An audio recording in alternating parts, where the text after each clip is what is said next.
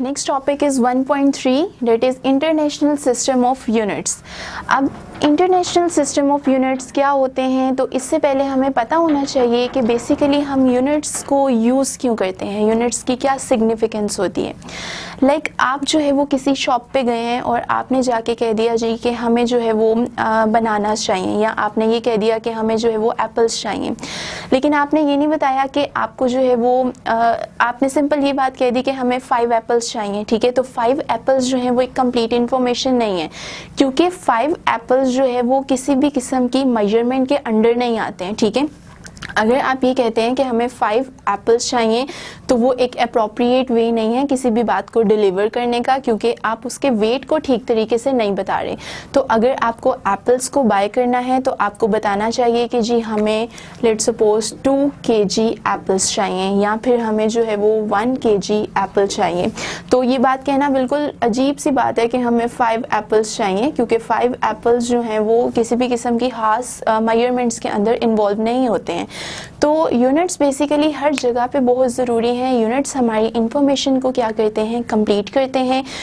तो बेसिकली क्या होता था, पुराने टाइम के जो दौर चल रहा था उसमें क्या था कि हर कंट्री ने जो है वो हर छोटे से छोटे इलाके ने चीज़ों को मेजर करने के लिए अपना एक यूनिट बनाया हुआ था। लाइक अगर लेंथ की अगर हम बात करें तो कुछ कंट्रीज़ जो हैं वो लेंथ के यूनिट को मीटर कंसिडर कर रही थी, तो कुछ कंट्रीज़ जो हैं वो इसको किलोमीटर्स में ले रही थी, कुछ जो है वो मिलीमीटर्स में ले रही थी। तो ऐसे क्या होता था कि पूरी दुनिया के अंदर जो डिफरेंट कंट्रीज़ थी सबके लेंथ के यूनिट जो थे वो क्या थे, चेंज थे, जिसकी वजह से बहुत ज़्यादा इश्यूज़ आते थे। आपको पता है कि हम जिस दुनिया में रहते हैं ये ग्लोबल वर्ल्ड है, जिसके अंदर तमाम लोग एक दूसरे से कम्युनिकेट कर रहे होते हैं, और कम्युनिकेशन का मकसद क्या होता है, जाहिर सी बात है बिज़नेस वगैरह में। तो जब पूरी दुनिया जो है वो बिज़नेस के लिए या फिर किसी भी दूसरे मकसद के लिए आपस में कम्युनिकेट करती थी, और उनके जो स्टैंडर्ड यूनिट्स होते थे सबके वो डिफरेंट होते थे, तो ये चीज़ जो है वो दूसरी कंट्रीज़ के लिए बहुत मसला बनाती थी। जिसका एक का यूनिट जो है वो अगर मीटर है तो उसके लिए दूसरी कंट्री जिसका यूनिट किलोमीटर है उसको समझना बहुत ज़्यादा डिफ़िकल्ट हो जाता था। तो इस डिफ़िकल्टी को ख़त्म करने के लिए जो हमारे साइंटिस्ट थे उन्होंने एक बहुत ज़्यादा आसान काम कर दिया। बेसिकली 1960 के अंदर जो है वो एक इंटरनेशनल कॉन्फ्रेंस हुई थी, और इस इंटरनेशनल कॉन्फ्रेंस में पूरी दुनिया से बहुत बड़े बड़े साइंटिस्ट ने जो है वो आके इन्वॉल्वमेंट की, और उसके बाद जो है वो इन्होंने क्या किया कि जितनी भी हमारी क्वांटिटीज़ थी जिनको हम फिज़िक्स में इस्तेमाल करते हैं, like base quantities, derived quantities, इनके स्टैंडर्ड यूनिट्स खुद से फिक्स कर दिए ताकि लोगों को किसी किस्म का मसला ना हो, और उन यूनिट्स को जो है वो तमाम कंट्रीज़ को अपने जो है वो सिस्टम्स के अंदर इन्वॉल्व करना बहुत ज़्यादा ज़रूरी था। ठीक है, तो इस तरीके से क्या हुआ कि जो पुराने टाइम में मसले चल रहे थे, डिफरेंट तरह के कन्फ्यूजन्स चल रही थी यूनिट्स को लेके, वो रिमूव होना शुरू हो गई, क्योंकि पूरे वर्ल्ड वाइड हमें सिर्फ अब क्या करना था, एक ही स्टैंडर्ड यूनिट हम जो है वो इस्तेमाल कर सकते हैं। लाइक अगर लेंथ है तो उसका एक स्टैंडर्ड यूनिट जो कि पूरी दुनिया में इस्तेमाल हो रहा है वो क्या होगा, मीटर है। टाइम है तो उसका जो एक पूरा स्टैंडर्ड यूनिट हमारे पास वर्ल्ड वाइड यूज़ हो रहा है वो हमारे पास सेकंड्स है। तो इसी के लिए अब हम स्टडी करते हैं कि साइंटिस्ट ने कितने टाइप के यूनिट्स को जो है वो वहाँ पे उस कॉन्फ्रेंस में 1960 में एक्सप्लेन किया था।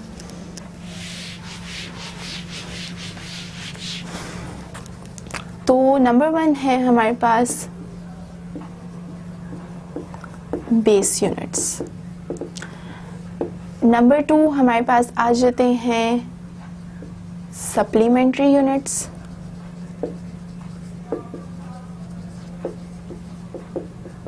और नंबर 3 जो है वो है हमारे पास डिराइव्ड यूनिट्स। अब सिंपली बेस यूनिट्स क्या हैं, ऐसे यूनिट्स जो कि बेस क्वांटिटीज़ के यूनिट्स होते हैं। ठीक है, बेस क्वांटिटीज़। ठीक है, बेस क्वांटिटीज़ के जो यूनिट्स हैं उनको हम क्या कहते हैं, बेस यूनिट्स कहते हैं। सेम इसी तरह डिराइव्ड क्वांटिटीज़ के जो यूनिट्स होंगे उनको हम क्या कहेंगे, डिराइव्ड यूनिट्स कहेंगे।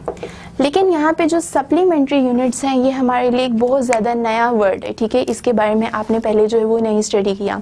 तो सप्लीमेंट्री यूनिट्स अब किन क्वांटिटीज़ के यूनिट्स होते हैं, तो सप्लीमेंट्री यूनिट्स जो हैं वो हमारे पास ज्योमेट्रिकल क्वांटिटीज़ के यूनिट्स होंगे। ठीक है, ज्योमेट्रिकल क्वांटिटीज़।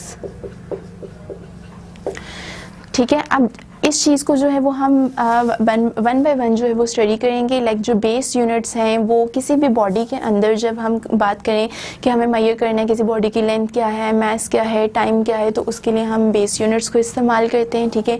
सेम इसी तरह अब डिराइव्ड क्वांटिटीज़ जो हैं वो कौन सी क्वांटिटीज़ हैं, एक्सेलरेशन है, वेलोसिटी है, मोमेंटम है, तो उन क्वांटिटीज़ के यूनिट डिराइव्ड यूनिट्स हैं। और डिराइव्ड क्वांटिटीज़ जितनी भी होती हैं वो बॉडी के मोशन की वजह से जो है वो हम एक्सप्लेन कर सकते हैं। लाइक एक बॉडी है जो कि मूव कर रही है, तो उसी के साथ हम उसकी डिस्प्लेसमेंट एक्सप्लेन करेंगे, एक्सेलरेशन एक्सप्लेन करेंगे, उसके अलावा मोमेंटम एक्सप्लेन करेंगे। तो इसके लिए एक छोटा सा मैं आपको एक एग्जांपल देती हूँ कि जब भी एक बॉडी बिल्कुल जो है वो स्ट्रेट पाथ में मूव कर रही है, यानी उसके अंदर जो प्रोड्यूस होने वाली डिस्प्लेसमेंट है, एक्सेलरेशन है, या फिर जो है वो उसका मोमेंटम है, वो तमाम चीज़ें अगर लीनियर होंगी, ठीक है, बिल्कुल स्ट्रेट होंगी, तो उसके लिए जो हम यूनिट्स एक्सप्लेन करते हैं वो होते हैं हमारे डिराइव्ड यूनिट्स। लेकिन हमारे बहुत सी क्वांटिटीज़ या बहुत सी फिज़िक्स की स्टडीज़ ऐसी भी हैं जिनके अंदर हमें लीनियर मोशन नहीं लेना पड़ता, बल्कि हमें सर्कुलर मोशन लेना पड़ता है, हमें रोटेटरी मोशन लेना पड़ता है। तो सर्कुलर मोशंस को, रोटेटरी मोशंस को एक्सप्लेन करने के लिए हमें एंगल्स का पता होना बहुत ज़रूरी है। तो एंगल्स की स्पेसिफिकेशन ना तो हमें बेस यूनिट्स में मिलती थी और ना ही डिराइव्ड यूनिट्स में मिलती थी, जिसकी वजह से हमें थर्ड टाइप के जो साइंटिस्ट थे उन्होंने यूनिट्स को एक्सप्लेन किया, जो कि सप्लीमेंट्री यूनिट्स हैं। ये ज्योमेट्रिकल क्वांटिटीज़ के यूनिट्स को एक्सप्लेन करते हैं, लाइक एंगल्स वगैरह को एक्सप्लेन करेंगे। ठीक है। तो अब हम स्टार्ट करते हैं नंबर 1 बेस यूनिट से।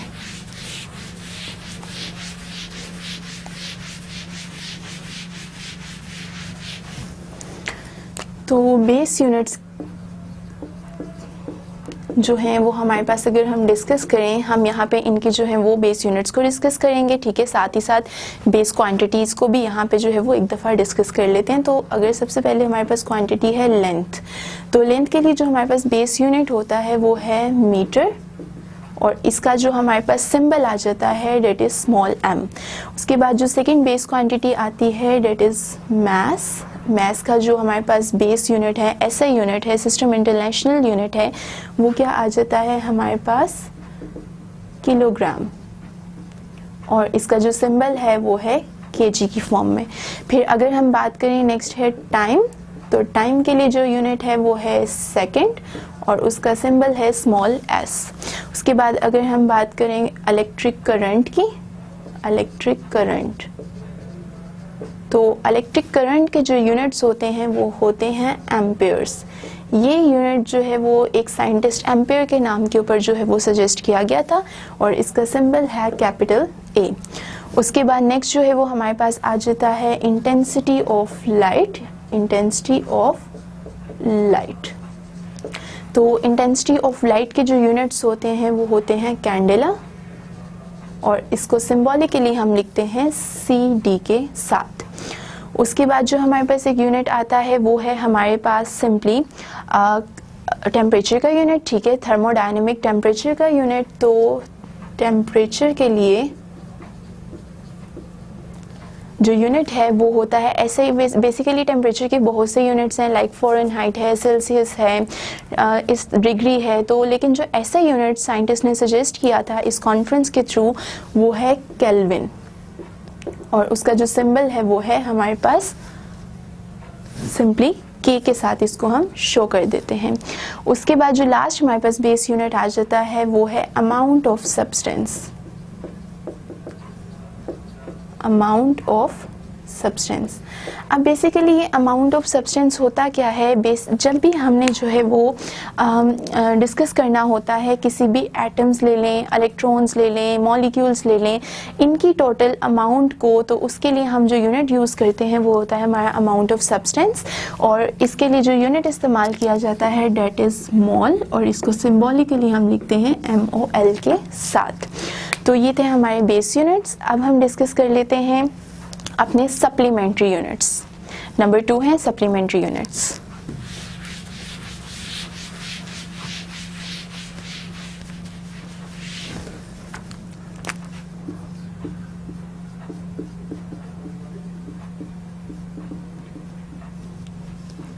सप्लीमेंट्री यूनिट्स जैसे मैंने अभी आपको बताया, ये ज्योमेट्रिकल क्वांटिटीज़ को एक्सप्लेन करने के लिए यूनिट्स बनाए गए हैं। इन यूनिट्स के लिए अगर हम बात करें कि ज्योमेट्रिकल क्वांटिटीज़ कौन कौन सी हैं, तो उनके अंदर आ जाते हैं हमारे पास एंगल्स आ जाते हैं, ठीक है। तो बेसिकली जो सप्लीमेंट्री यूनिट्स हैं वो एंगल्स के डिफरेंट यूनिट्स को जो है वो एक्सप्लेन करते हैं। अब एंगल का जो एक पॉसिबल यूनिट है वो हम सब जानते हैं डिग्री है। डिग्री जो है वो एंगल का यूनिट तो है, लेकिन ये एक ऐसा यूनिट नहीं है। सिस्टम इंटरनेशनल इसको जो है वो एक स्टैंडर्ड यूनिट कंसिडर नहीं करता। तो सिस्टम इंटरनेशनल ने जो है वो एंगल के दो पॉसिबल यूनिट्स जो हैं वो एक्सप्लेन किए हैं, तो उसको हमने इस बुक में जो है वो डिस्कस करने, तो डिग्री से हमारा यहाँ पे कोई कंसर्न नहीं होगा। तो एंगल्स भी दो तरह के होते हैं, एक होते हैं प्लेन एंगल्स और दूसरे होते हैं हमारे पास solid angles. Plane angles basically क्या होते हैं, ये वो एंगल्स होते हैं जो कि टू डायमेंशनल एक्सिस के दरमियान बन रहे होते हैं, या आप इसको ये कह सकते हैं कि plane angles two dimensional angles होते हैं। जबकि जो सॉलिड एंगल्स होते हैं ये किसी भी बॉडी के थ्री डायमेंशनल एंगल्स को एक्सप्लेन करते हैं, ठीक है। तो जो प्लेन एंगल्स का हमने यहाँ पे डिस्कस क्या करना है, हमने यूनिट्स डिस्कस करने हैं। तो प्लेन एंगल का जो हमारे पास यूनिट आता है इसको कहते हैं रेडियन, और जो सॉलिड एंगल का हमारे पास यूनिट आता है उसको हम कहते हैं स्टीरेडियन। अब इनको हम वन बाय वन जो है वो स्टडी करेंगे। तो सबसे पहले हम जो है वो डिस्कस कर लेते हैं रेडियन को, that is plane angle. Plane angle का यूनिट होगा इसको रेडियन।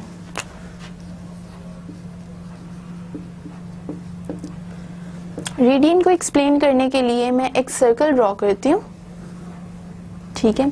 अब अगर इस सर्कल के सेंटर में एक हमारे पास, आपको पता है कि अगर सेंटर से एक पॉइंट लगाएं तो सेंटर से लेके हमारे इस सर्कमफेरेंस के यानी बाउंड्री तक का जो डिस्टेंस होता है वो क्या कहलाता है, उसको हम सिंपली रेडियस कह देते हैं, ठीक है। अब अगर हम क्या करें, इस रेडियस के इक्वल लेंथ की इसी सर्कल के थ्रू यहाँ पे एक आर्क लगा दें खुद से, ठीक है। बिल्कुल जितनी हमारी इस रेडियस की लेंथ है, अगर उसी लेंथ की इक्वल हम यहाँ पे क्या कर दें, सर्कल की इस सर्कमफेरेंस पे एक आर्क लगा दें, तो हमने कंडीशन क्या ली कि ये जो आर्क है, लेट्स सपोज ये एस के इक्वल है, इसकी लेंथ किसके इक्वल आ रही है, सेम रेडियस के जो है वो हमारे पास इक्वल आ रही है। तो अगर इस चीज़ को यहाँ से हम जो है वो दोबारा सेंटर से मिला दें तो ये भी क्या बन रहा है, सेंटर से अगेन एक आपके पास लाइन जा रही है जो कि आपके सर्कमफेरेंस को टच कर रही है, इसका मतलब है ये भी क्या है, एक रेडियस है। तो अब सेंटर में जो आपके पास एक एंगल बनेगा इसको हम कहेंगे 1 रेडियन एंगल, ठीक है। मैं एक दफ़ा इसको दोबारा एक्सप्लेन कर देती हूँ। 1 रेडियन एंगल क्या होता है कि अगर हमारे पास हमने सेंटर से एक रेडियस ड्रॉ किया है, उस रेडियस की लेंथ के इक्वल एक आर्क हमने कट की है, या एक आर्क जो है वो हमने ड्रॉ की है किस चीज़ के ऊपर, सर्कमफेरेंस ऑफ सर्कल के ऊपर, और उस आर्क के दूसरे एंड को हमने दोबारा सेंटर से मिला दिया है एक रेडियस लाइन के थ्रू। तो जो सेंटर में हमारे पास एंगल बनेगा उसको हम क्या कहेंगे, 1 रेडियन कह सकते हैं।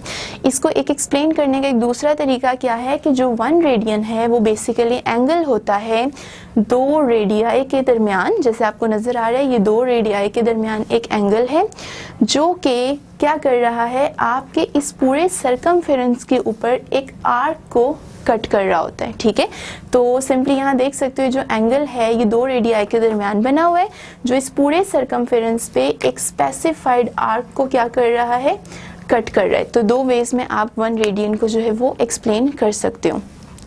तो 1 रेडियन जो है वो हमारे पास एक प्लेन एंगल होता है जिसको सिंपली हम जो है वो 1 रेड से जो है वो शो करवा देते हैं। नेक्स्ट है हमारे पास 3 रेडियन।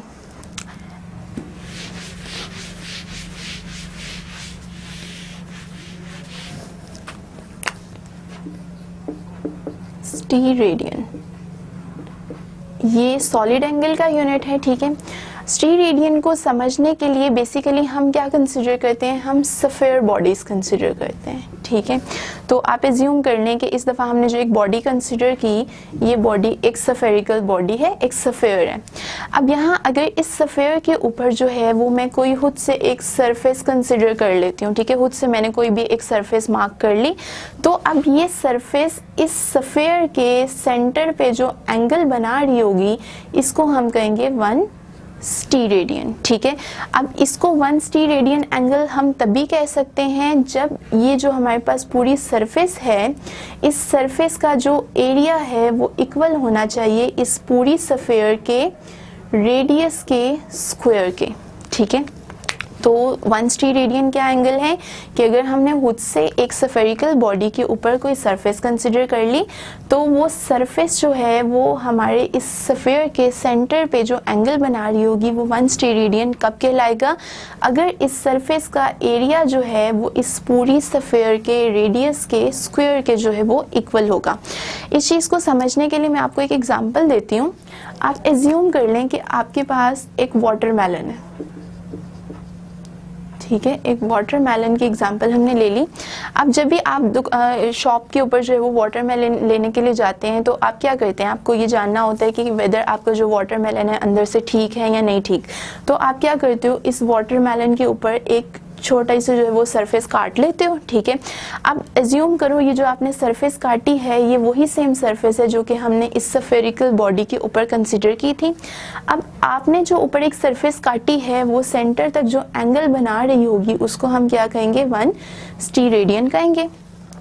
अब आप सिंपली क्या करो, अब आपने इस चीज़ की सरफेस के एरिया वगैरह को समझना है तो आप सिंपली क्या करो कि आपने एक वाटरमेलन लिए, उस पूरे वाटरमेलन को सेंटर से काट दो। सेंटर से काटोगे तो कुछ आपके पास इस टाइप की जो है वो शेप आ जाएगी। इस टाइप की शेप से हम पता कर सकते हैं कि हमारी ये जो पूरी स्फेरिकल बॉडी थी इसका बेसिकली रेडियस कितना है।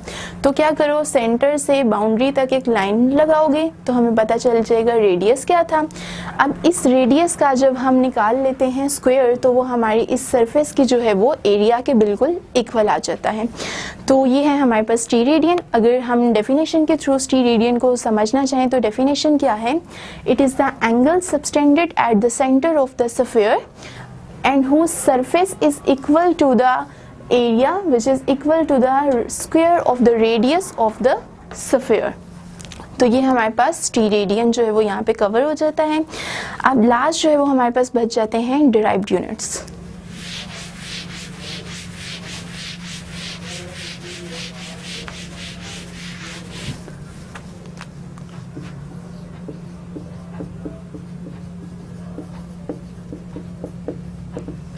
डिराइव्ड क्वांटिटीज़ के लिए जो हम यूनिट्स इस्तेमाल करते हैं वो कहलाते हैं हमारे डिराइव्ड यूनिट्स। अब डिराइव्ड क्वांटिटीज़ बहुत सी हैं तो हम यहाँ पे कुछ डिराइव्ड क्वांटिटीज़ की जो है वो एग्जांपल्स ले लेते हैं और उनके यूनिट्स को जो है वो हम डिस्कस करेंगे। तो सबसे पहले अगर हम बात करें फोर्स की, तो फोर्स का फॉर्मूला हमारे पास क्या होता है, force is equivalent to ma mass into acceleration. तो मास क्या है हमारे पास, एक जो है वो बेस क्वांटिटी है जिसके यूनिट्स हमें पता है किलोग्राम होते हैं, और एक्सेलरेशन के जो हमारे पास यूनिट्स बन रहे होते हैं वो क्या होते हैं, एक्सेलरेशन बेसिकली क्या है, rate of change of velocity. Velocity किसके इक्वल होता है, distance divided by time divided by T. तो अगर इसको हम सॉल्व करें तो क्या आ जाएगा, d divided by T square. Distance के यूनिट सेम वही आते हैं जो कि लेंथ के यूनिट हैं, इसका मतलब है डिस्टेंस के यूनिट होंगे मीटर और टाइम के यूनिट होते हैं सेकंड। तो जो एक्सेलरेशन के यूनिट्स आएंगे डेट इज मीटर पर सेकंड स्क्वायर के जो है वो हमारे पास इक्वल आ जाएगा। अब इस एक्सेलरेशन की वैल्यू को अगर हम यहाँ पे पुट करें तो क्या आएगा हमारे पास कि G(m(s)-2 के इक्वल आ जाता है, और इस पूरी क्वांटिटी को हम 1 न्यूटन के इक्वल जो है वो कंसिडर करते हैं। तो जो फोर्स के SI यूनिट बनते हैं वो क्या है हमारे पास, वो है 1 न्यूटन। अब नेक्स्ट अगर हम क्वांटिटी डिस्कस करें तो वो है हमारे पास वर्क डन। वर्क के SI यूनिट्स जो हैं वो हमारे पास क्या होंगे, उनको हमें डिस्कस करना है। तो वर्क डन का फॉर्मूला होता है फोर्स इनटू डिस्प्लेसमेंट। तो यहाँ आप देख सकते हैं कि फोर्स के यूनिट हमने डिफाइन कर दिए थे, डैट इज़ 1 न्यूटन। तो यहाँ लिख लेते हैं न्यूटन, और डिस्टेंस के यूनिट क्या होते हैं हमारे पास, मीटर। तो वर्क डन के जो यूनिट आए वो हैं न्यूटन मीटर, लेकिन ये इसके ऐसे यूनिट्स नहीं हैं। न्यूटन मीटर को जब हम कंबाइन करते हैं तो जो यूनिट आता है that is known as joule, जिसको हम कैपिटल J से रिप्रेजेंट करते हैं। तो वर्क डन के यूनिट है हमारे पास जाउल। नेक्स्ट है हमारे पास पावर।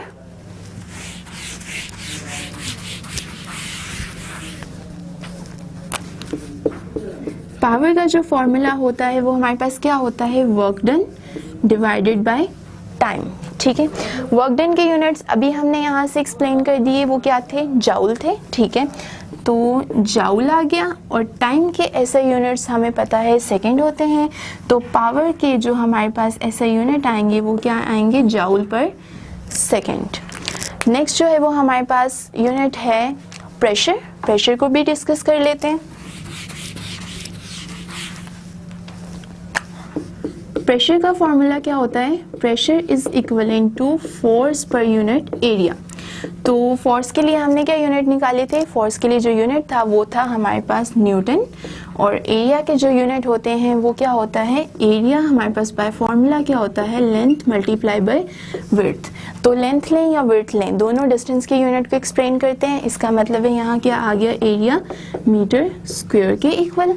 तो एरिया के जो यूनिट्स हैं वो है मीटर स्क्वायर। जब ये मीटर स्क्वायर ऊपर जाएगा तो हमारे पास जो प्रेशर आएगा वो क्या आ जाएगा, न्यूटन पर मीटर स्क्वायर के इक्वल आ जाएगा। अब जो लास्ट हमारे पास जो है वो बच जाते हैं वो क्या है, हमारे पास इलेक्ट्रिक चार्ज है।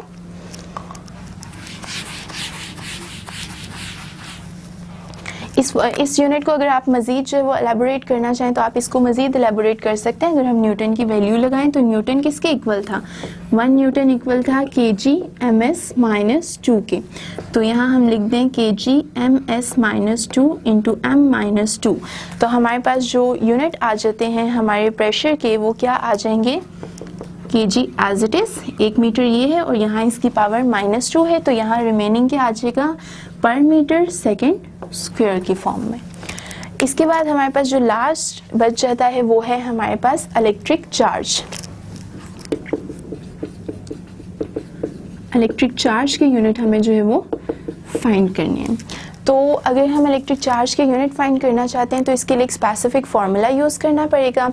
तो फार्मूला हम यूज़ करते हैं, हमें पता है कि करंट इक्वल होता है चार्ज पर यूनिट टाइम के।